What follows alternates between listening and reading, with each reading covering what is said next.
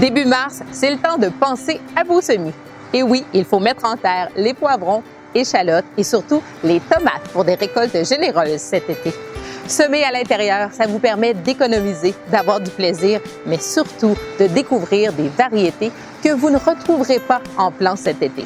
Aujourd'hui, moi, je vais vous montrer comment semer et je sème la tomate petit moineau qui donne un fruit tout petit, la grosseur de mon petit doigt, qui est très sucré, une de mes préférées.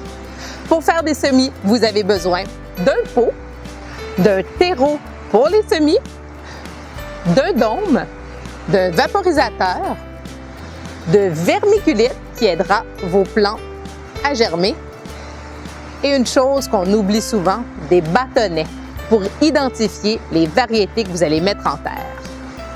Première étape, la terre. Utilisez un terreau pour semis. Déposez-le d'abord dans un bol et humidifiez-le bien.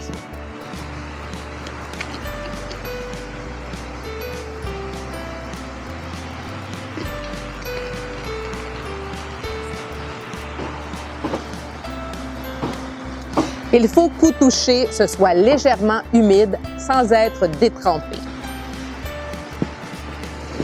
Déposez dans un pot la quantité dont vous avez besoin.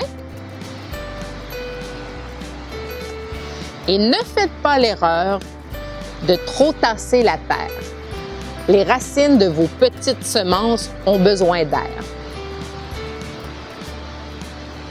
Voilà.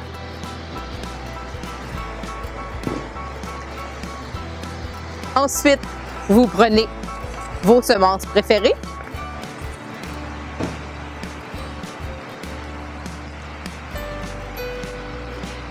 Et vous les semez avec une technique qu'on dit à la volée. Alors, c'est très simple. Vous les laissez, en agitant la main, tomber au sol.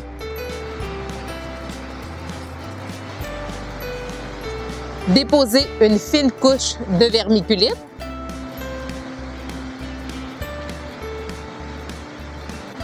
Et déposez le tout sous votre dôme. Vous verrez au bout de quelques jours déjà les premières feuilles, en fait les cotylédons, verront le jour. Dès que vous voyez qu'il y a plus de 50% de votre plateau qui a verdi, c'est très important de retirer le dôme. C'est à ce moment que je vous suggère d'arroser avec le vaporisateur. Vous avez quelques problèmes avec vos semis? Si vos semis sont étiolés, c'est-à-dire qu'ils sont longs, mais avec peu de feuilles, c'est probablement dû à un manque de lumière. Augmentez la luminosité avec un éclairage d'appoint. Si vos feuilles sont jaunes plutôt que vertes, c'est un manque de fertilisation.